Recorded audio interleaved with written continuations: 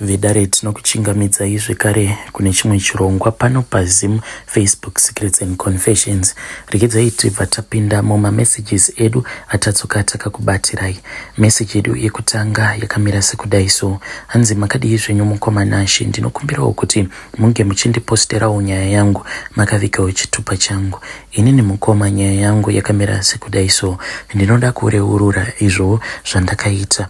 Inini mukoma, ndinoitawo zveconstruction, ndinoshandawo as a subcontractor.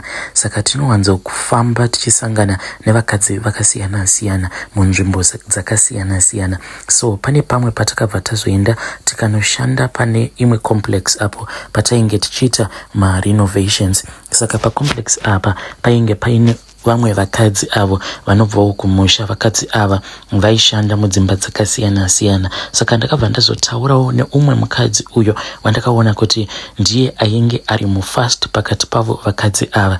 Ndokubva ndazotaura naye, then iye ainge achitorakidza kuti nayewo ainge achangobvawo kumusha, iye nemurume wake. Saka akangosvikirawo mumaoko asisi vake, then sisi vake ndokubva vazomurongerawo basa pacomplex ipapo. Saka ndakabva ndatoona kutoti shasha iyi chinonzi Joni haisati yanyanya kuchiziva. Ndikabva ndati apa ndikufanira kuti ndinge ndichizombosuka tsvimbo yangu mahara. Ndakabva ndatanga kupromisa mukadzi uya zvinhu zvakawandisisa, zvimwe zvinhu zvandainge ndichimupromisa zvinhu zvekutoti munhu ane dzakakwana haambobhilivhi zvinhu zvakadaro.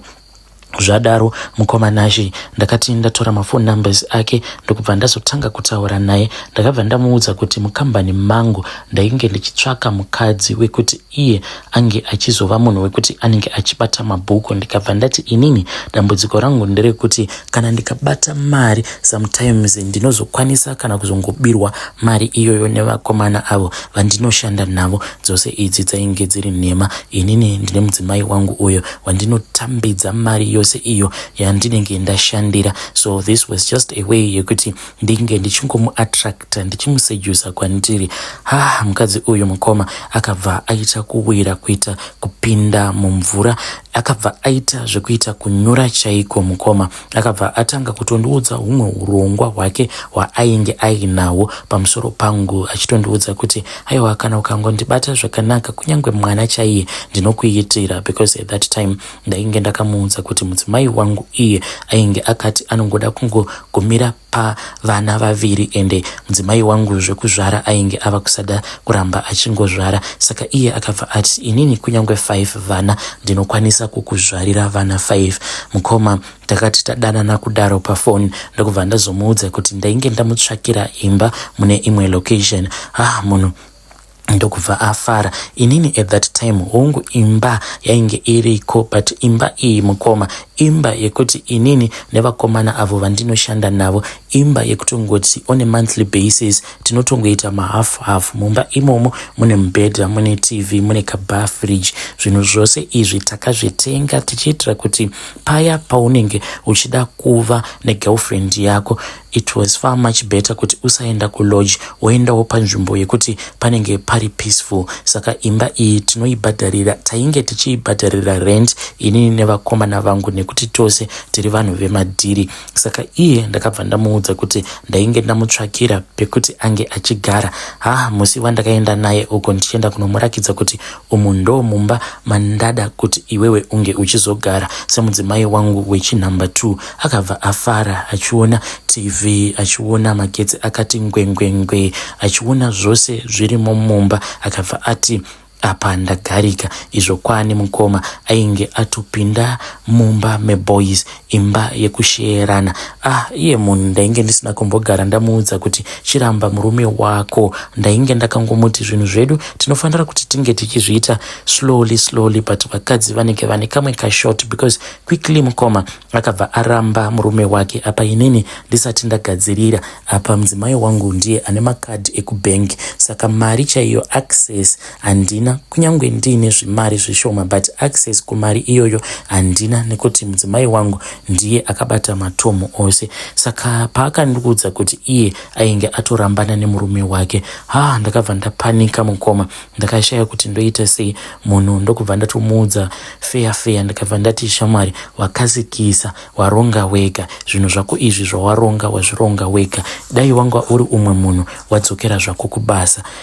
Munhu akazhamba mukoma, akaridza mere pafoni, ndokubva atanga kundiblema, akati saka izvezvizvi ndichaita sei kubasa uko? Ndanga ndatopa notice, ndikati no, iwewe notice yauri kuti wakapa, handiti wakapa murungu wako notice a few days ago plus weekend kai murungu hapana paati awana munhu webasa. Saka zvawava kuita izvezvizvi, chitotumidzira murungu wako message, wobva watomuudza kuti murungu, I was wrong, inini ndikuda kudzoka kubasa, ndiri kukumbirawo kudzoka kubasa. Munhu akandishauda pafoni achiita kuridza mere, achinditumidzira mavideos achiridza mere. Asi mukoma, inini ndakatongoramba zvangu, ndakatongotyora zvangu, ndakatongodya easy, ndikatongoona kuti panapa hapana mari yekuti ndinge ndichimuchengeta munhu uyu handitomborina. Ndokuzotorambana kwatakazoita ikoko.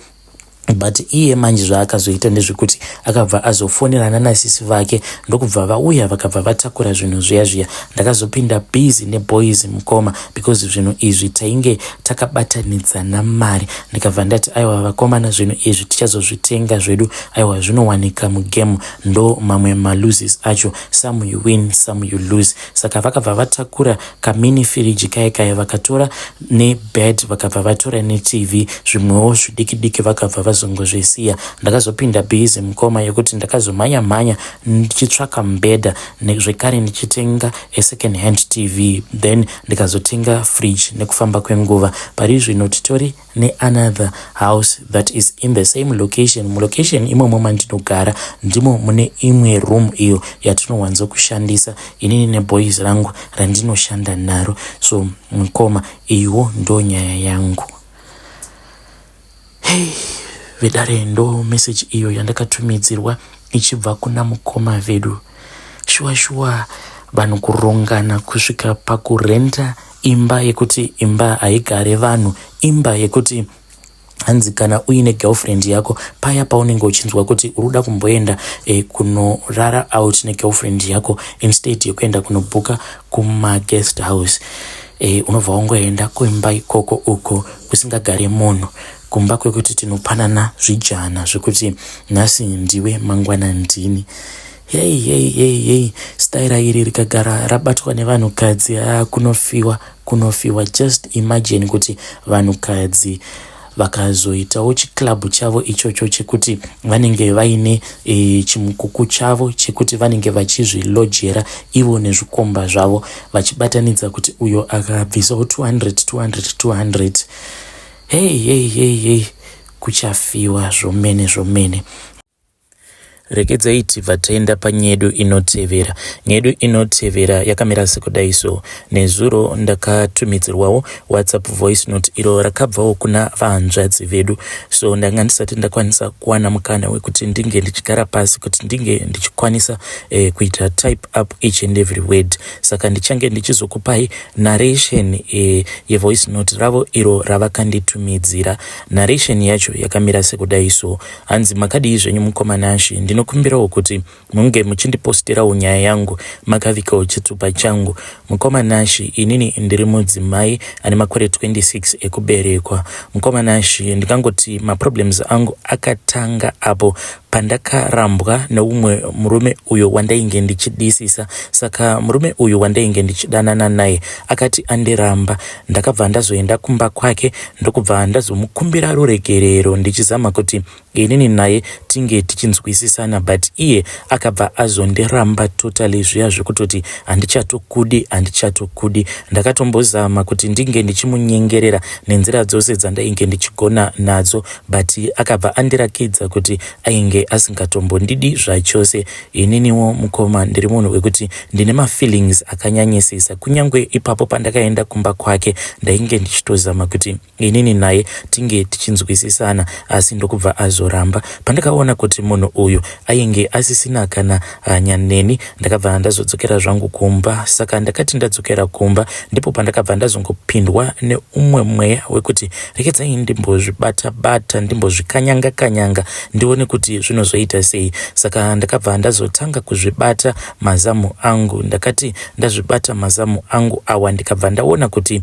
zveshuwa zvainge zvichitondinakidza. Handina kuzogumira ipapo, ndakabva ndazotanga kuzvibata kusikarudzi kwangu uku, ndichitambisa pins kusikarudzi kwangu uku. Ndikabva ndatoona kuti ingawani zvinhu zvekutoti zvainge zvichitonakidza. Zvadaro mukoma ndakabva ndazotova munhu wekuti zvinhu izvi ndainge ndava kutozviita nguva dzakawandisisa. Ndaingoti pose pandinenge ndangonzwa kuda kurara nemurume ndaibva ndazofind out ndava kuzvikanyanga ndichitambisa sikarudzi yangu, ndobva ndatopedza kudaro. So mukoma ndakava munhu wekuti ndakatombororwa, asi mukunoroorwa kwangu imomo, asi ndakati ndirimo mumarriage imomo ndaitokwanisa kutoti paya pandinenge ndabva mukuita bonde nemurume wangu, ndobva ndatonzwa kutoti panapa murume haana kundigutsa. Ndobva ndatanga kuzvibatsira ndiri ndoga. Apa ndichizviita zvinhu izvi hakusi kuti ndinenge ndaona mavhidhiyo aya evanhu vanenge vachiita bonde, kwete.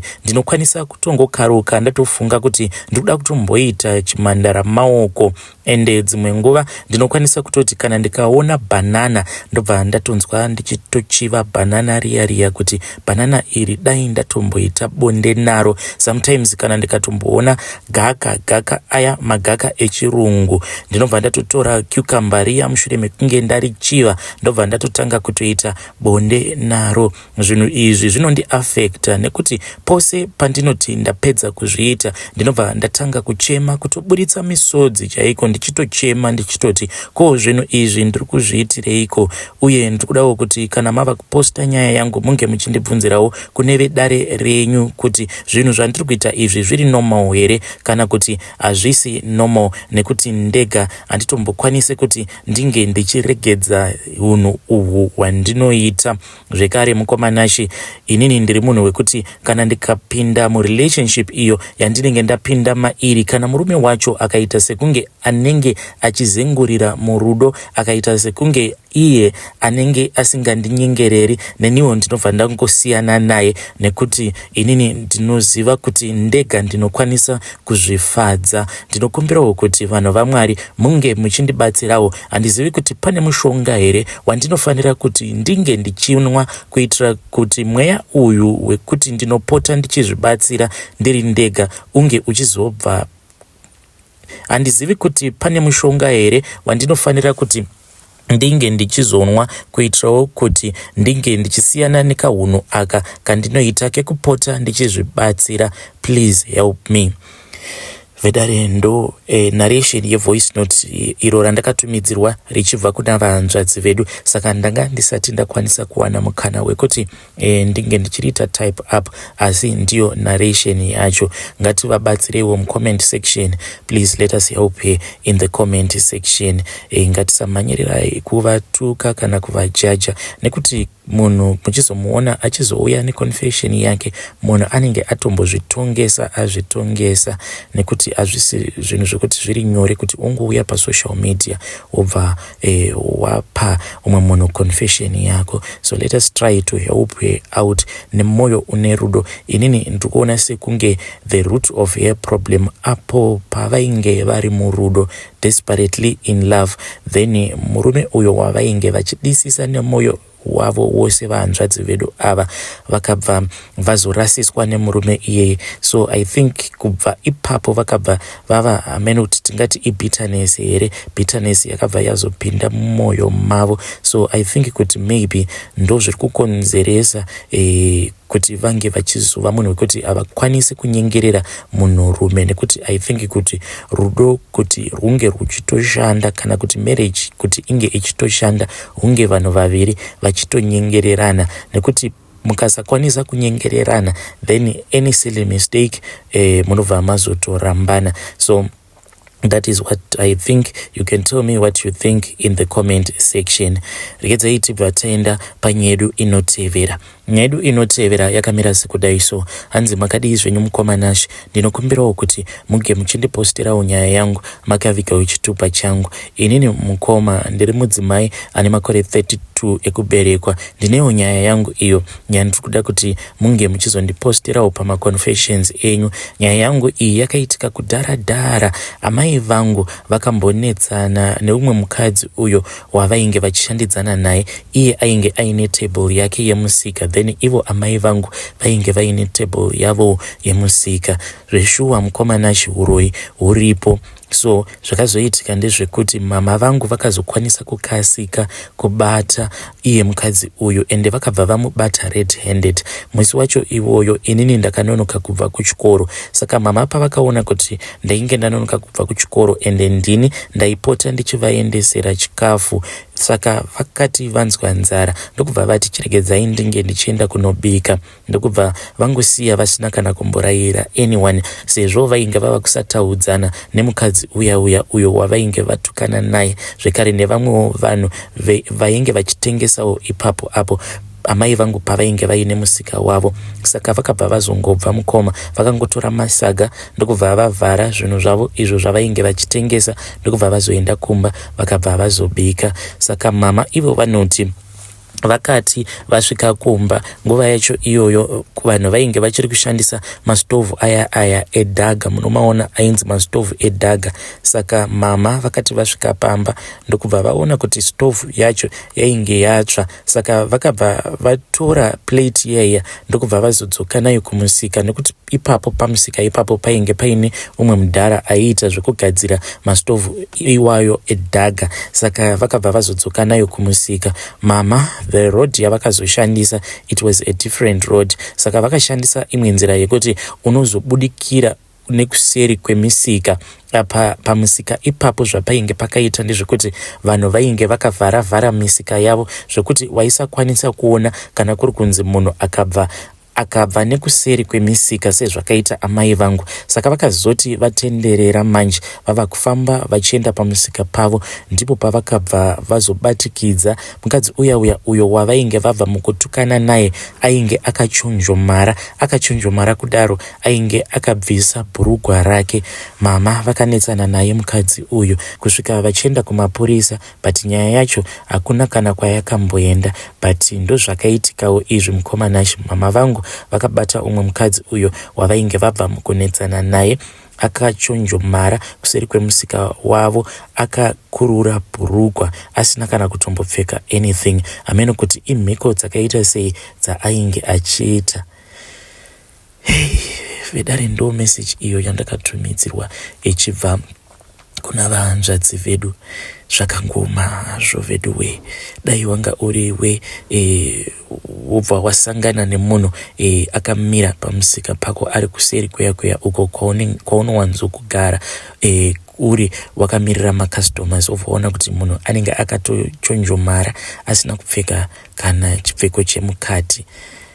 Zvakaoma hazvo veduwe kuti vanhu vose avo vainge vachishandidzana namama kuti vainge vasina kutorangana, because haukamu kuti munhu anoita zvivindi zvekubva pamusika pake obva atenderera obva aenda kuseri kwemusika woumwe munhu, then obva atonopfugama kana kuchonjomara asina kana chipfeko chemukati. Inini ndinoona sekunge iri rainge ritori group rainge ratorangana kuita chivi chakadai so. Please tell me what you think in the comment section.